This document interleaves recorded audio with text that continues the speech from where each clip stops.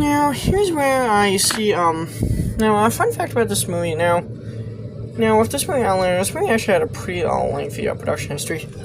Okay, long story short, the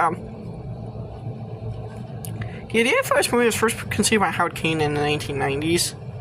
Around the mid to late 1990s, Howard McCain conceived the idea mainly as it was based on a writing assignment he had when he was in college, and he actually wrote the script that would become Outlander.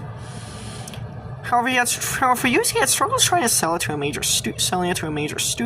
However, for years he had troubles with trying to sell it to a major studio. He initially tried to get it funded as like a low budget indie production, but found that it had more potential to be sold to a major studio. Now the problem is, Howard McCain, he then sold it to a film producer, who I believe was actually a friend of his college professor, or something.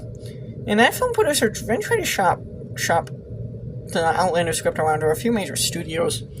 At one point, 20th Century Fox, and there was even a bidding war between 20th Century Fox and New Line Cinema for the rights, with Fox at one point actually winning. And at one point, Wendy Harlan actually became attached with that. And at one point, Wendy Harlan was supposed to direct this movie.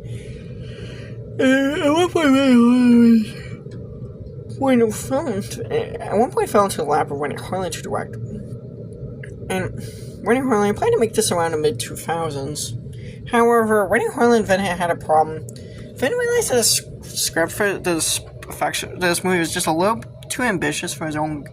Wendy Harlan had views that the project might be a little too ambitious. And then around that time, eventually, I believe Fox let it go, and New Line Cinema, I believe, even tried to pick it up. However, New Line Cinema then abandoned it. Allegedly, due to them not really sure if it would have any market value, despite even with the success of Lord of the Rings, which they made. They weren't really sure of the market value of a sci-fi fantasy Viking hybrid. They felt that the movie's concept they weren't really sure of the movie's potential, so eventually the film was picked up by the Weinstein by Ascendant Pictures, a low-budget indie company. Howard McCain eventually got the rights to the script back, and he eventually decided to direct it. However, McCain only had other people rewrite his script. His script had actually undergone rewrites by other writers, by a few other writers.